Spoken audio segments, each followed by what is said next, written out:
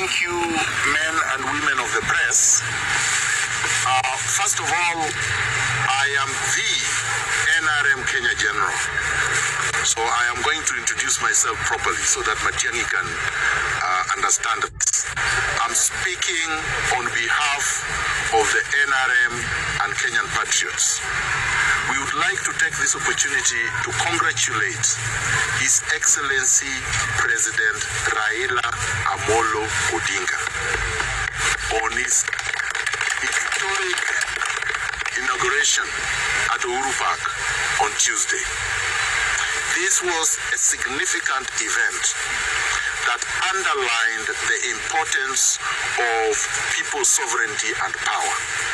The people of Kenya decided to reclaim their power and sovereignty on Tuesday. And we are going to ensure that the power that the illegitimate despots usurped after they rigged the August 8th election is reclaimed back to the people and vests with the people's president. Two, we would like to thank all Kenyans, the multitudes and millions of Kenyans that turned up on Tuesday, January 30th to witness the historic swearing in of the President of the Republic of Kenya. We thank and honor your solidarity, your courage, your bravery, your patriotism. You demonstrated to the despots that power truly belongs to the people. Power does not vest in a few individuals with weapons who are ready to murder, maim, injure, and destroy the lives of innocent citizens. We did not vote for Uhuru Kenyatta on August 8th, 2017. And what happened on October 26th was not an election. It was a despotic coronation exercise, which we have rejected. So Matiang'i, if you are looking for me to arrest me, to cook up charges, I am ready. I have been ready since I was a teenager. I and others fought Moi and defeated him. You are nothing. Absolutely nothing. Yes.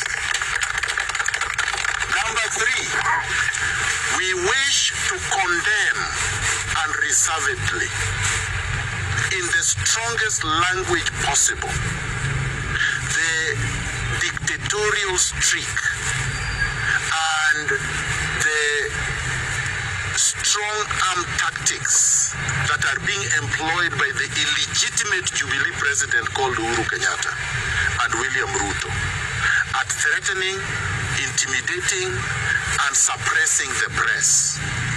We would like to warn Uhuru Kenyatta that our rights are not negotiable. We are not going to beg for those rights. They are enshrined, entrenched, and protected in the Constitution of Kenya 2010. And we are not going to negotiate with anybody over them. We are going to exercise our rights without apology, without fear, without reservation. And we want to warn you today that your power is only in the hands of the goons you have armed. The Mungiki, the few police in uniform. But Kenyans in their millions have said no. We are not going to accept you as the president of Kenya. And starting today, we are ordering NRM Kenya members and soldiers to take down Uhuru Kenyatta's portraits from all your homes, all your businesses, every premise that you occupy. Take Uhuru Kenyatta's portraits down.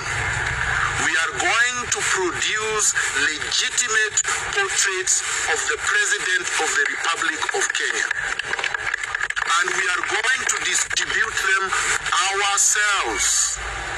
Let no crook purport to be producing these portraits, because we are going to do it in an organized fashion.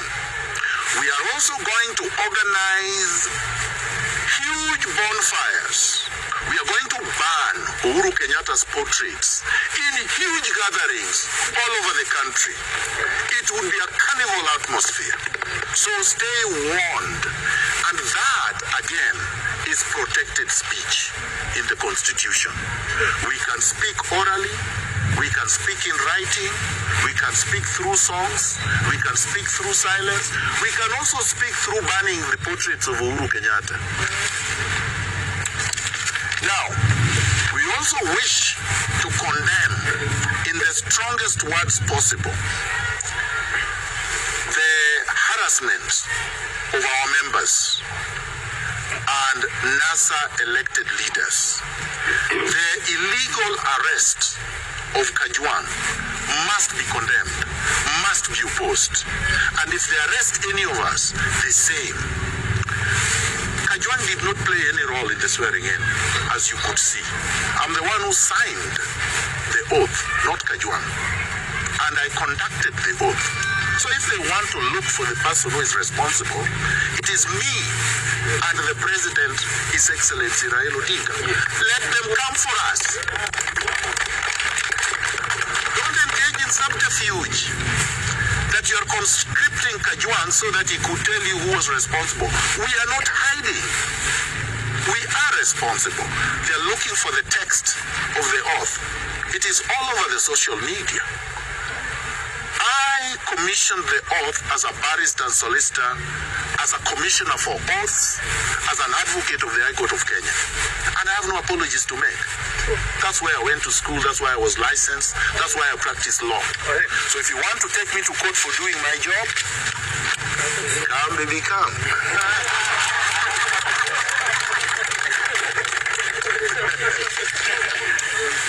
I would like to state as well that these are good signs. We don't want our people to be despondent, to fear that the crackdown is a bad sign. It's a very good sign. It means the illegitimate dictatorship of these two despots is crumbling fast. When you have to switch off the signals of the independent media, NTV, KTN, Citizen, these media houses have actually been playing with Uhuru Kenyatta, been supporting him. We have to say it as it is. That is a warning to the media that you must decide who your friends are. Yes. Don't go to bed with dictators because they have power and money. Power vests in the people, not in money, not in weapons. Now, you also notice that His Excellency Raila Odinga took the oath alone because he's the president.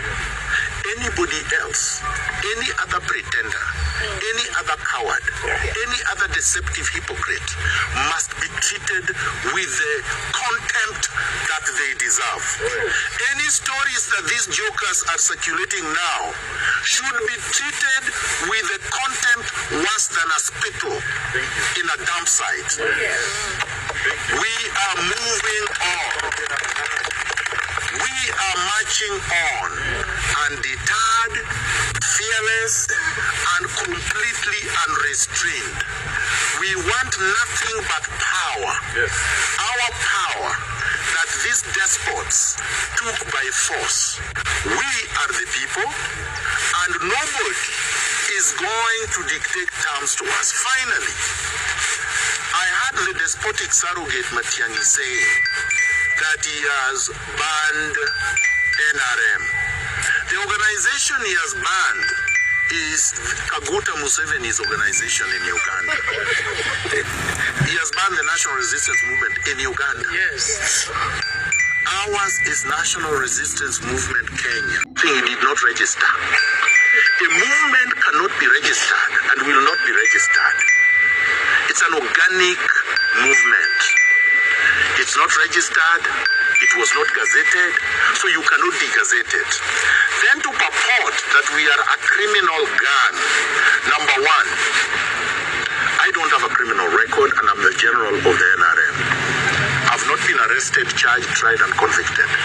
None of our members here have been convicted for any criminal act. Therefore, the meanderings, the intellectual contusions and confusions of one Matiang'i, the Chinkororogan, will not be tolerated. I call on our members to treat this man as public enemy number 3. The despotic usurper of power, Uhuru Kenyatta, is public enemy number 1. His deputy is public enemy number 2. Public enemy number 3 is one Chinkororo Matiang'i. We will be unleashing the names of other enemies of the country as time go by. We are still resisting Brookside. We are resisting Safaricom. We are resisting Bidco. We are resisting Hako Tiger companies. All their products stand boycotted and resisted. We are going to list further companies. As you can see, I am not deterred. I heard that some people were saying I was arrested last night. I wasn't. I heard that just like you. They also said I was buying a ticket to go where? In any event, if I would like to travel, I will travel anytime I want. And in fact, I plan to travel. And they cannot stop me. So this is very clear. We can travel in and outside this country because we don't need permission from anybody to do so. Thank you very much. I welcome a few questions.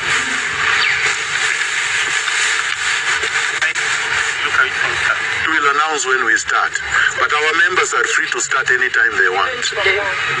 No, but I've answered. Anytime they want.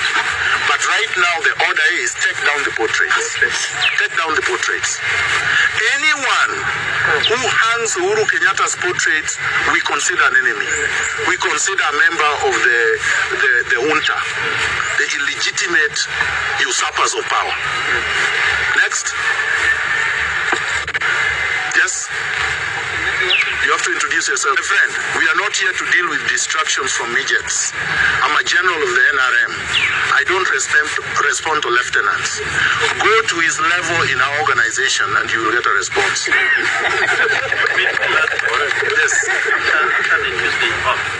What next? Just announce what next. This is just one of them. I told our members to take down the portraits and we're going to go through bonfires. What else do you want? We have forming the government. But we form our government the way we want, when we want. So, and I'm not the president. His Excellency the President is Raila Amolo Odinga. Go ask him when he's forming his next government. Mine is in place. I'm a general in the NRM Kenya, and my government is in place. But the president of Kenya is elsewhere, and you can reach him. Curiosity. Maybe when the state house is active. You see, that's a good question, and I'm going to answer it, although I should have deferred it to the president.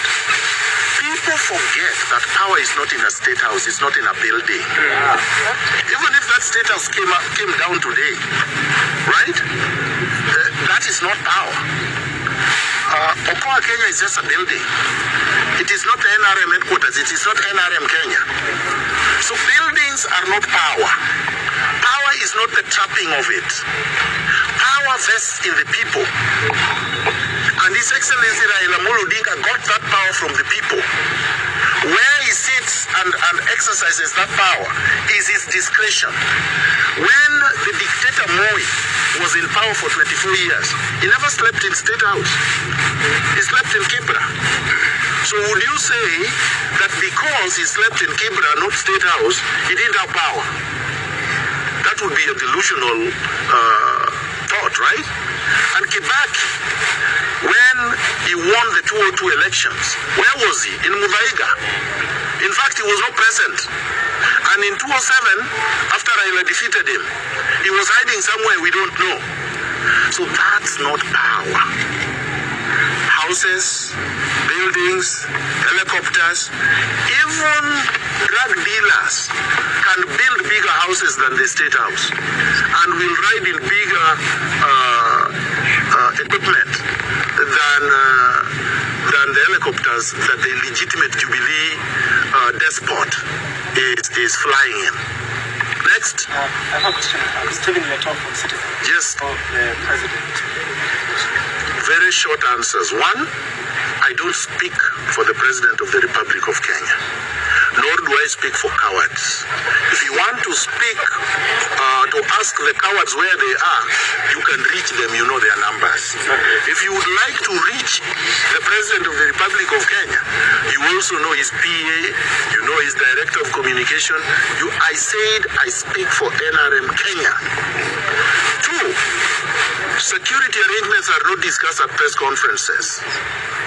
Only reason I graduated from Onjiko Secondary School, where teachers realized I was good and decided to break the rules.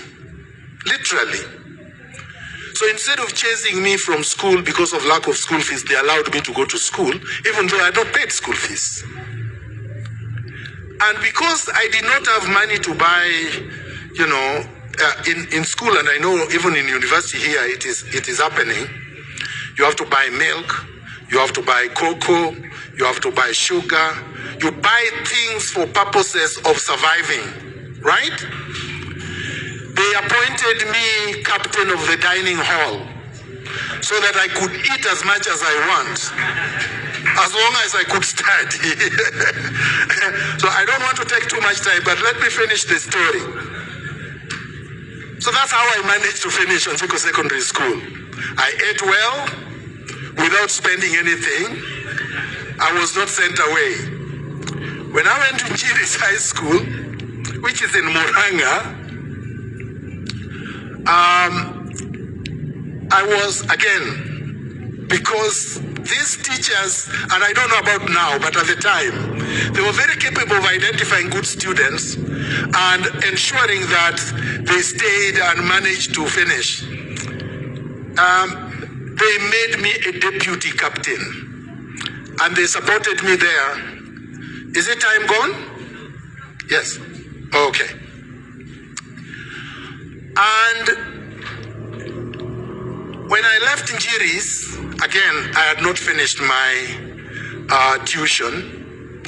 At the point that I'd been expelled and had run into exile and was in Toronto and needed certificates, transcripts, whatnot to prove that I'd gone to school, which Moi had refused to make me live with or get, because you had to get these certificates directly from the institution to another institution to prove that you attended them. A vice principal of Njiri sent the certificate without me having completed my fees. You see, I told you they break the rules. If you don't break unfair and just rules, you can never transform society. This is what John Wesley did.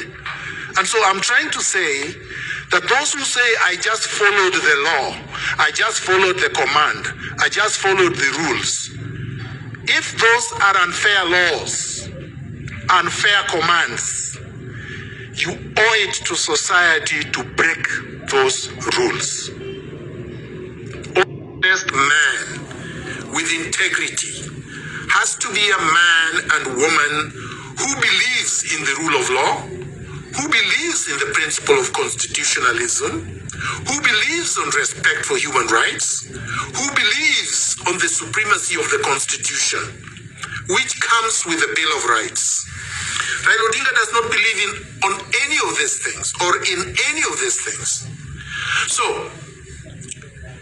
in that context, Raila Odinga was going to export to Addis Ababa, to the AU, and to the AUC all the bad manners that he has learned and is perpetuating in Kenya. Point number three. The glorious, heroic Gen Zs of Kenya went to the streets